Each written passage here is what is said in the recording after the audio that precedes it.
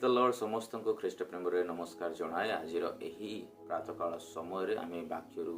किसी चिंता करुच्छू आ जहाँकि आम जब देखा आम प्रति प्रभात एक नूतन अटे आ प्रति प्रभात परमेश्वर योजना एक महत् विषय को आम प्रकाश करें जदि आम दैनंदिन जीवन में अनेक विषय को गति करूँ आ गति करी जाऊ कि तथापि किसी शिखिबार विषय थाए परिवर्तन करिवार विषय थाए एवं भाग्य आमन को कौ विषय शिक्षा दिए ताहा मध्य जानिबा बहुत बहुत गुरुत्वपूर्ण विषय कारण दैनंदिन जीवन रे आमे अनेक विषय करिथाउ किंतु से अनेक विषय मध्य रे केतेक प्रश्न आमन को पाई प्रस्तुत थाए जहाँकि परमेश्वर आमन को पाई रखि थांती आजिर चिंताधारा निमंते जदि आमे देखिबा ताहाले हितोपदेश तार 15 अध्याय हितोपदेश 15 अध्याय तार एक पद जदि आमे पढ़िबा तल अंश जदि पढ़ा ताहले से स्थान में अति सुंदर भाव में केतोटी विषय को उल्लेख करा जाए किंतु आपन को पढ़ा चाहिए हितोपदेश 15 अध्याय रे कहा जाउछि तार एक पद कोमल उत्तर क्रोध को दमन करे मात्र कटु वाक्य कोप जन्माए ज्ञानी मानकर जिह्वा प्रकृत रूपे ज्ञान व्यक्त करे मात्र मूर्ख मानकर मुख अज्ञानता उद्गार करे। 3 पद सदा प्रभुंकर चक्षु सर्वत्र थाई अधम और उत्तम लोकों को निरीक्षण करे। 4 पद शांत जिह्वा जीवन वृक्ष स्वरूप पुणी कुटिल जिह्वा आत्मा भग्न करे। प्रभु वाक्य रे प्रत्येक को आशीर्वाद करतु। जदि आमे प्रथम पद देखिबा कहा जाउछि कोमल उत्तर क्रोध को दमन करे मात्र कटु वाक्य कोप जन्माए। स्थान रे शिक्षार विषय आ चिंतार विषय है अटे कोमल उत्तर क्रोध को दमन करे। आज जदि आम निजक परीक्षा करवा निजक संबोधना करवा एवं देखिबा एही जागतिक क्षेत्र में जितेबाला आम बास करुअछु उद्यान पथन सहित अनेक व्यक्ति मानक सहित मिलामिशा एवं आतिथ्य एवं प्रेम आम मैंने बढ़ुअछु किंतु वाक्य मान को कौन शिक्षा दउछि कोमल उत्तर माने कौन। आज जितेबाला आम उत्तर प्रति उत्तर करिथाउ बा कोनोसी व्यक्ति सहित आम आलाप करिथाउ कथबार्ता होइथाउ ताले आम जानि रखिबा कथा जे आम किपरि भाबरे कथा हेउछु किपरि भाबरे हमर वॉइस टोन अछि किपरि भाबरे हमर लैंग्वेज अछि किपरि भाबरे आम सम्मान दउछु किपरि भाबरे आम रेस्पेक्ट दउछु। कोमल उत्तर क्रोध को दमन करूछि किपरि भाबरे। आज गोटे व्यक्ति यदि क्रोध रे प्रज्वलित हेउछि बा क्रोध तार बढ़ुछि बा कोनोसी कारणवशत क्रोध जदि आम मध्य कंट्रोल भाव में रहू नाही ताहले आमे जानिबा कथा जे आमे कोन करिबा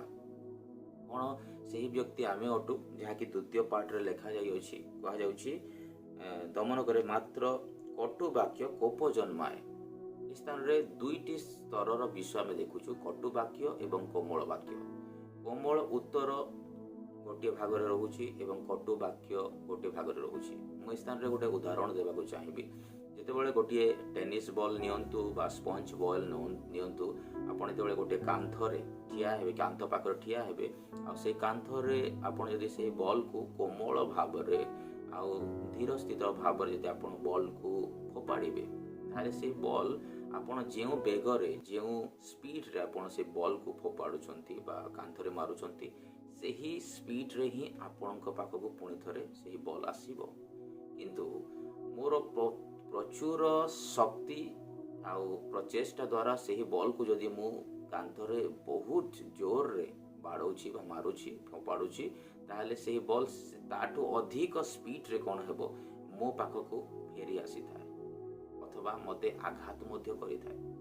कारण तार गति मति स्थिति मु डायरेक्शन को जानिबा पर्यंत होइतो पारे मु ताको कंट्रोल करि पारिबि नाही बा बॉल को धरि पारिबि नाही आ ता मते आघात करि पारे।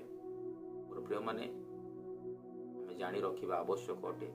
कटु वाक्य सहित कोमल वाक्यर कोनोसी मेल न थाए। जैसे कि एक झरने में 2 तरह का पानी नहीं जा सकता, एक टॉन्ग्स में 2 तरह का विषय नहीं हो सकता। उसी तरह हमें मैंने जानिबा कथा जे आमे जितेबाला ईश्वरीय सेवा कार्य अच्छु बा प्रभु को जानिछु एक विश्वासी भाव रे एक बिलीवर भाव रे एक नेता भाव रे बा जे कोनोसी स्तरर व्यक्ति होंतु ना कहीं आमे सब बेले आमर ओष्टा धर को अपना गति मति स्थिति को आम जाना बहुत जरूरी अटे। वाक्य लिखा जाए दाऊद कहते मोहर मुखरे मु प्रहरी नियुक्त करुअछि। What is the mean of that? प्रहरी कौन पाई आवश्यक पड़ुछि मो मुखरे? बिकज मु किछि जदि कहूछि बा करूछि एई मुख द्वारा ताहले मते जदि प्रहरी माने अछंती देन मु अनकंट्रोल हला परे से प्रहरी माने कौन करिवे ताकू रक्षा करिवे बा ताकू प्रोटेक्ट करिवा पा से माने अछंती। सेवरल टाइम आपण माने देखिथिबे जेतेबेले कोनोसी इश्यूज बा कोनोसी विषय रो दृष्टि कौन आरंभ होता है से सिक्यूरीटी माने जदि अच्छी आपंकर बॉडीगार्ड जदि अच्छी कौन विषय आपंकर सहित लोक मैंने अच्छे से माने कौन करेंगे से विषय को प्रोटेक्ट करने को चाहती से जिनस को समाधान करने को चाहती लाइक बॉडीगार्ड। ओके तो सही भाव में आम मैंने बुझा कथा जे आमर मुखरे आज प्रहरी नियुक्त करूँ ना नहीं ताहा जानिबा आवश्यक। What is the mean of प्रहरी?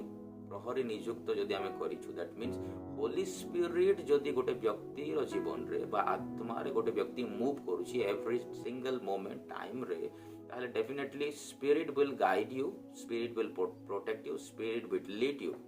आत्मा जो गोटे व्यक्ति को लीड करती सही व्यक्ति टंग्स सही व्यक्ति मुख एक कोमलतारे परिपूर्ण हुए परिवर्तन हुए। वाक्य कह जाउछि कोमल उत्तर क्रोध को दमन करे। क्रोध गोटे एपरी विषय अटे मोर प्रिय माने जहाँकि प्रत्येक मध्य थाए। मु कहूना जे दुनिया रे एपरी कौनसी व्यक्ति नहांती जो माने बहुत नम्र एवं सिद्ध एवं गोटे वर्ड मध्य से माने कहती ना। ऑब्वियसली बहुत लोक अच्छी किंतु आम जब देखा गोटे गोटे डायरेक्शन भाव रे गोटे विषय को जब देखा ताहले क्रोध प्रत्येक को आसी थाए। क्रोध गोटे गोटे वरदान हो सकता है हमारे लिए, ये मैं बोल सकता हूँ कि समस्त को जीवन रे क्रोध थाए किंतु शिक्षा विषय यह अटे कौन आम से क्रोध को कंट्रोल करुछु से क्रोध को आम माने कौन आत्मा द्वारा कौन निर्माण करुछु कारण यीशु मध्य क्रोधित होइथिले गोटे समय थिला but the reason is that कि तांकर पितांक गृह को से माने दस्युर ग्रहण करथिले। आज आम माने जदि मिनिस्ट्री फील्ड रे अच्छु बा कौन सेवा कार्य रे अच्छु बा कौन विषय करू अच्छु ताहले आम ध्यान रखा कथा मोर प्रिय माने जे आम माने जो समस्त स्टेप नहीं थाउ ताहा किपरि आम मानक पाए एक ब्लेसिंग होइथाय किपरि आम पाए एक कर्स होइथाय। Why I am saying curse because एही पदरे कहा जाउछि कटु वाक्य मात्र कटु वाक्य कोप जन्माए। कटु वाक्य कोप जन्माउछि तार अर्थ कटु वाक्य जो वचन हमारे मुख से निकलता है जो वर्ड हमारे मुख से निकलता है वो क्या करता है हमारे लिए एक भेद बनाता है। क्या किस तरह का भेद? कोपो दैट मीन्स हमारे जीवन में एक ब्रेक लेके आएगा, एक बंजर लेके आएगा। कटु वाक्य माने आम मानक जीवन रे बुझिबा को पड़िबो कोपर अर्थ होछि जे कर्स। कोपर अर्थ कर्स बोली लेखा जाउछि। आ कर्स जदि आम जीवन रे आसुछि ताहले आमे किपरि भाव रे ताको डील करिबा। मु कहिबा को चाहिबी एही मुखरे ही आमे माने ब्लेसिंग को रिसीव करि थाउ कहि कि आ एही मुखरे आमे कर्स को रिसीव करि थाउ कहि कि किपरि भाव रे जेपरि आमे जदि कोनोसी व्यक्ति पय प्रार्थना करूछु ताहले सही समान प्रार्थनार उत्तर आम मानक पय बेनिफिशियल होइथाय।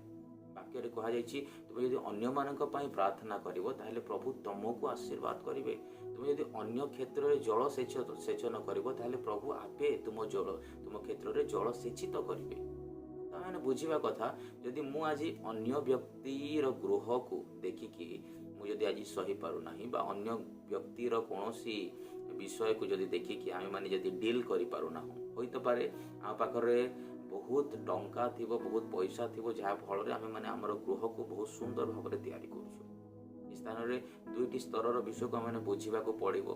गोटे व्यक्ति बहुत सुंदर भाव में घर तैयारी करूछि एवरीथिंग इज गुड घर भल अछि छुआ पिला भल अछंती फाइनेंस भल अछि प्रत्येक विषय भल अछि।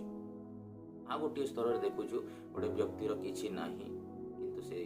व्यक्ति स्ट्रगल करूछि किंतु ए जगह रे प्रमुख विषय वाक्य रे कहा जाउछि कटु वाक्य एवं कोमल उत्तर। दुईटी विषय को मैंने ध्यान देवा बहुत जरूरी अटे जे कोमल उत्तर थिले से व्यक्ति कौन करुछि ता जीवन रे कर्स आणु नाही